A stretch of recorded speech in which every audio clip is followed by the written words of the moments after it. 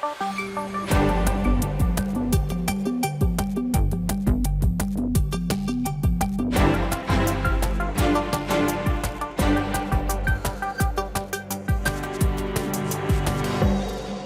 afternoon. Thank you for watching. This is Now on this Tuesday. I promise we have a lot of news to get to today. We begin with those latest numbers being reported by the State Department of Health and some changes today. That's right. The state is reporting 280 new COVID cases today. The breakdown by island shows 197 cases on Oahu. The Big Island reporting 39 cases, Maui with 21, Kauai 16, Molokai reporting 1 resident diagnosed with COVID and 6 residents diagnosed out of state. Officials say 288 people are hospitalized with COVID and 87% of them are unvaccinated. New at noon, the state asked the feds for antibody drugs to help treat COVID patients, but we've learned Hawaii is only getting a portion of that request because of rising demand, especially in southern states.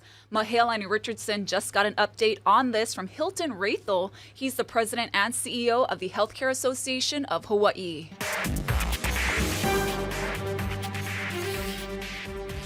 Let's talk about the monoclonal antibody treatments and what was Hawaii's request to the federal government. And we understand that the islands only got 50% of its request. Can you expand on that, Hilton?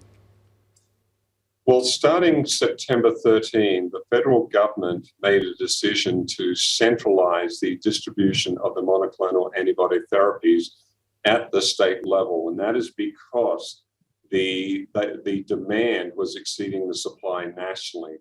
And so they're now leaving it up to the states to actually allocate the resources. Now, last week, when we got this news, we went out to all the sites that were administering the monoclonal antibodies, and we got requests for almost 1,500 doses. However, the state allocation last week was only 680 doses. Now, we just found out this morning that the allocation for next week is even less. We're only being allocated 600 doses next week. So next week, we will get a few less doses than what we got this week. Now, the doses that we were allocated last week, the 680 doses, they were ordered on Friday. We had to get the order in by, or Department of Health had to get the order in by 11 a.m. on Friday morning.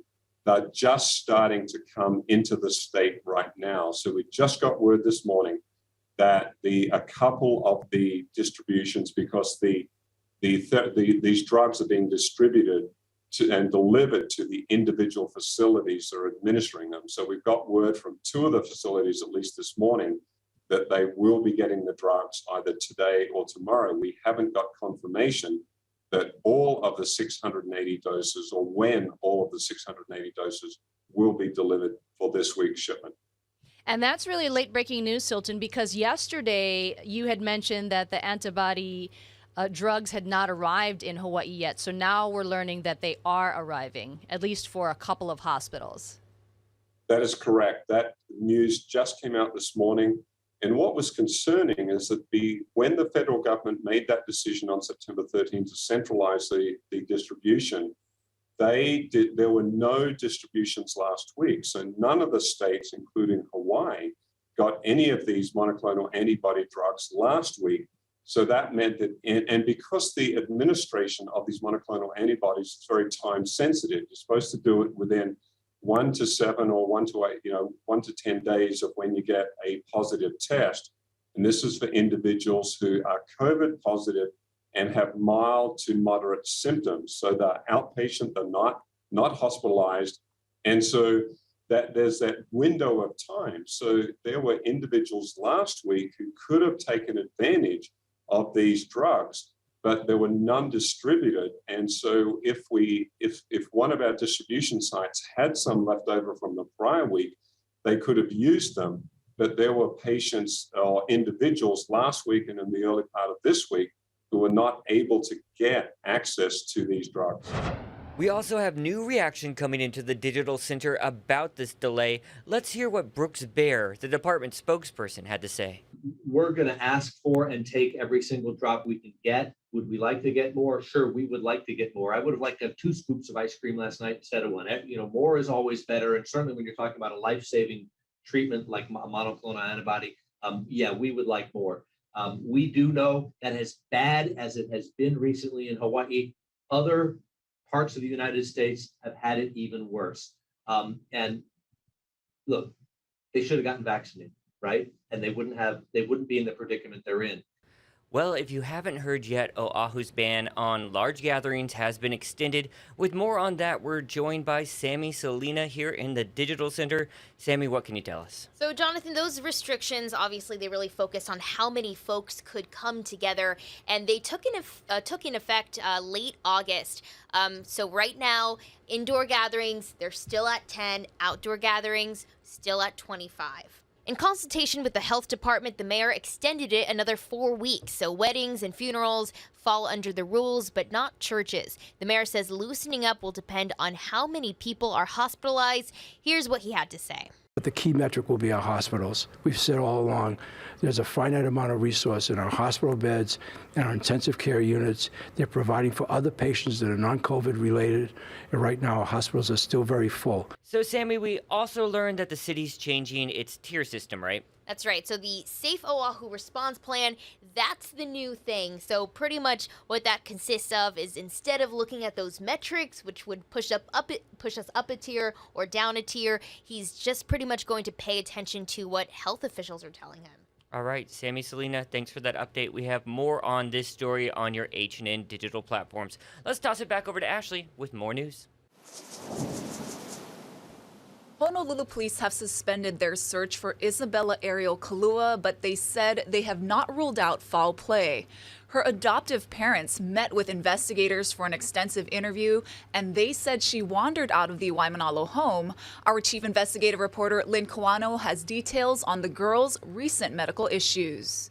Multiple sources tell me the girl had 2 serious injuries reported to Child Welfare Services in the past 2 years. Isabella Ariel Kalua had broken bones. First, in October of 2019, she had a broken finger. Sources say there was a delay in the reporting of the injury and a delay in getting her treatment. The adoptive family said her hand was slammed in a door. Just 4 months later, in January of 2020, Kalua suffered a broken leg and was taken to the ER. The family said she was injured on a trampoline. In both cases, a panel of experts determined no maltreatment, so she remained in the home. There's no reasonable explanation why a parent, foster, adoptive, or natural would delay the treatment or reporting of this kind of an injury. It's suspicious. At what point do we sit there and say these are flags? Go back to the beginning. She should never have been there to begin with. And everything follows that. They had no business placing this child in this home. And whether it was, foreseeable that she would suffer harm by anybody in that home, or foreseeable that she would suffer accidental harm for failing to properly supervise, those questions should never have had to been answered. She shouldn't have been there. Kalua was reported missing about 6:30 last Monday morning. That afternoon, Child Welfare Services removed her 3 siblings from the home. Because there's a safety issue and the explanation of the child's disappearance is not as satisfactory as what we would want. I think that would have justified CPS in grabbing the rest of the children just to keep them safe until we have answers. When you heard about this case and you heard that she's in the adoptive home, former foster, now adoptive home, what was your reaction given your work with a lot of these? Honestly, it made me angry. And my wife was watching with me and she said, "That sounds like your case." And it did sound like my case, several cases that I have currently. When are we going to start treating the kids as precious like we should be and putting their needs above everybody else's? That's what needs to happen in this state. The man police identify as Kalua's adoptive father, Isaac Kalua III, has a criminal past. According to court records, he was convicted 20 years ago on 3 counts of terroristic threatening and assault and was sentenced to 5 years probation. the biggest red flag that everybody should have seen, this child should never have been placed in this home. It's a violation of the Department of Human Services foster parent home guidelines. There has to be a better screening process and a better awareness of what's in this child's really best interest and what's safe for these children. No more organized searches are planned, but the families have asked for people to search on their own. In Waimanalo, I'm Lynn Kawano, Hawaii News Now. The state's Child Welfare Services told us it cannot comment on the specific case, but said, quote, "The safety and well-being of every child is our top priority. CWS responds to all reports of child abuse or neglect, and we ask the public to assist by reporting what they see and what they hear." This just in, the FBI says an autopsy has confirmed that the remains found on Sunday in Wyoming are those of 22-year-old Gabby Petito. Meanwhile, the search for her fiance continues in a Florida nature preserve. Jerika Duncan has the latest. Authorities resumed their search for Brian Laundrie Tuesday, using dogs and all-terrain vehicles to canvass a Florida nature preserve. Terrain's very difficult. Essentially, 75% of it's underwater. And other areas that are dry, we're trying to clear. Laundrie hasn't been seen since last week and is wanted for questioning in the death of his fiancée, 22-year-old Gabby Petito. A body believed to be Petito's was found at a Wyoming National Park over the weekend. The pair had been on a cross-country road trip. I'd like to report a domestic dispute, a Florida license plate, white land. This 911 call made on August 12th detailed an altercation between the two. We drove by and the gentleman was slapping the girl. He was slapping her? Yes, and then we stopped. They ran up and down the sidewalk. He proceeded to hit her, hopped in the car, and they drove off. Police body cam video shows the immediate aftermath of that call. We've just been fighting all morning, and he wouldn't let me in the car before. And then Why wouldn't he let you in the car? Because of your OCD? He told me I needed to calm down. No charges were filed, and the next day, the couple continued their trip to Wyoming. Authorities are not commenting on the evidence seized Monday from the Laundrie family home in Northport, Florida. Community members are adding to a growing memorial for Petito. I just can't imagine having a child and losing a child, and here she is on a venture of a dream. It had to be a dream. Everybody just wants answers. Answers they might not get as long as Laundrie is missing. Jerika Duncan, CBS News, Northport, Florida. Here's another story that's getting a lot of traction on your H&N digital platforms. 2 Louisiana visitors taken into custody on Oahu after landing in the state without proof of vaccination or a negative COVID test. The Department of Public Safety says Hunter Lowe and Brandon Boone were arrested on Sunday and charged with violating emergency rules. World leaders are back at the United Nations today after staying away last year due to the pandemic. The first speaker today was President Joe Biden. Let's turn it over to Michael George with more on what he had to say. His Excellency Joseph R. Biden Jr. In his speech to the UN General Assembly, President Biden addressed a cascade of crises and declared America is back to help fix them, starting with the COVID-19 pandemic that's taken the lives of 4.5 million people worldwide. Bombs and bullets cannot defend against COVID-19 or its future variants. To fight this pandemic, we need a collective act of science and political will. In his 35-minute speech, he promised additional U.S. commitments to advance the fight against the coronavirus. He'll follow up Wednesday with a virtual COVID-19 summit at the White House. He also promised to work with Congress to double U.S. aid to poor countries to help tackle climate change. The scientists and experts are telling us that we're fast approaching a point of no return in a literal sense. In his speech, President Biden did not address the chaotic exit of U.S. troops from Afghanistan, but said ending the 20-year war will allow the U.S. to focus on addressing other world problems. Instead of continuing to fight the wars of the past, we are fixing our eyes on devoting our resources to the challenges that hold the keys to our collective future. He also addressed tensions with China. We are not seeking a new Cold War or a world divided into rigid blocs. The UN Secretary General warned it will be impossible to address some of the biggest challenges with the world's two largest economies at odds. Michael George, CBS News, the United Nations. All right, later this afternoon, the president's at the White House. He'll be back there from New York. He's going to meet with Boris Johnson. You can look for more on that meeting coming up on your NBC and CBS Nightly News. All right, guys, want to switch gears here now. Take you live outside. Check that out. A little gray clouds over the city right now, but from what I hear, we're not expecting too much rain, but some heat. Here's Guy Hoggy. High temperatures running to near 90 degrees, but with those breezy winds, it won't feel all that sticky. Now, as far as the surf, a nice little gift to start the fall season. Tomorrow, this swell is going to pick up. It's already rolling in now. Going to be 6 to 8 by tomorrow, below advisory levels, but should be a pretty good size swell. Even South Shores are expecting a swell to welcome the fall season tomorrow. So we've got trade wind weather for the duration of the forecast. And the trade winds will just fall off a little bit tomorrow with the start of fall season. They will hold firm through Friday. That means more passing showers for those early night and early morning and overnight hours. And then stronger trade winds on Saturday and drier conditions with lighter winds on Sunday. Keep it here on Hawaii News Now. We'll have all your severe weather updates. It's video you've got to see. Earthquakes are rocking Spain's Canary Islands and speeding up evacuations as a volcano there is leaving a huge path of destruction. Ian Lee has more. Nothing can stop these rivers of lava snaking through Spain's Canary Islands, devouring everything in their path.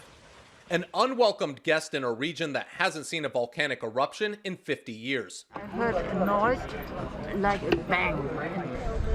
Since the volcano in La Palma blew on Sunday, smoldering lava, some as high as 20 feet, has destroyed more than 150 homes. Fortunately, no one has died as Spanish authorities evacuated close to 6,000 people ahead of the lava. They rescued livestock as well. Eva and her husband Weinard from Austria escaped their vacation home, but may have lost it. She doesn't know if the house is still standing, so it's horrible. Residents can now only watch helplessly as the impending doom creeps slowly down the hill. Ian Lee, CBS News.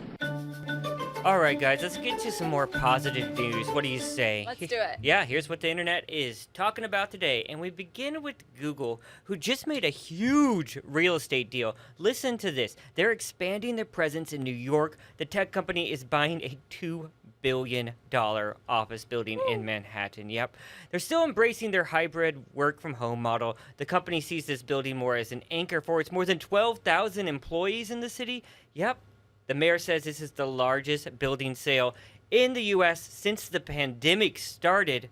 The new office is set to open in 2023. Have you been to the Googleplex in California? No, but they're moving a lot of that out of there, Oh, right? yeah. I've been. It's really cool, so I'm really interested to see what they do with this New York building. I'm sure it's going to be very fancy. And very high tech, I hope. What you got, Ash? Ben & Jerry's unveiling a new flavor, and the ice cream maker says it reflects the company's effort to support racial justice. Now, the flavor is called Change is Brewing.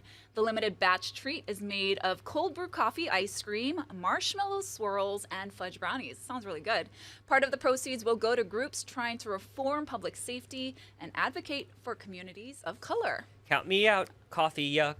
Coffee ice cream? No, thank you. Oh, I don't like coffee, but I like coffee ice cream. No, thanks. Well, we'll see how you feel about this story, John. So McDonald's is making more changes to its Happy Meal. Today, the fast food giant announced it would greatly lessen the use of plastics in its Happy Meal toys worldwide. Jonathan's a big Happy Meal toy guy. Oh, yeah. And that means starting in 2022, kids can expect other prizes like 3D paper-based items. So the Happy Meal made its debut in 1979 and has evolved over the decades, including the introduction of healthier food options a few years ago.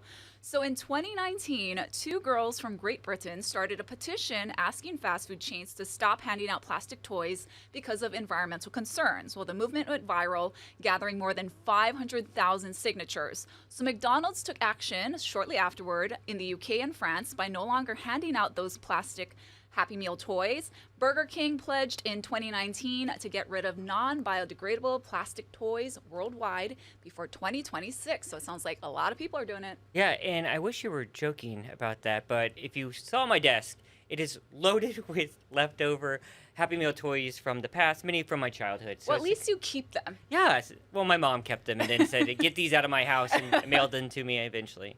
All right, guys, there is this local boy on the Valley Isle who's making a big scene in the world of beatboxing. Yep, that's right, beatboxing. Here's Jim Mendoza with his story.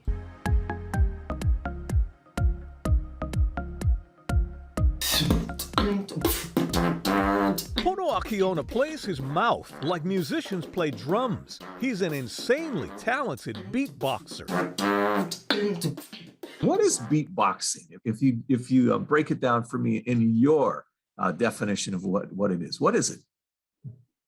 Beatboxing is, I'd say the best way to describe it is a form of art in which all of everything is generated from like your mouth or your throat, or everything basically comes from the human body. It's a really organic, natural thing because there's no delay between what you do. You think it and you can just say it. It's just like speaking or singing in that sense, where you can make stuff up on the spot.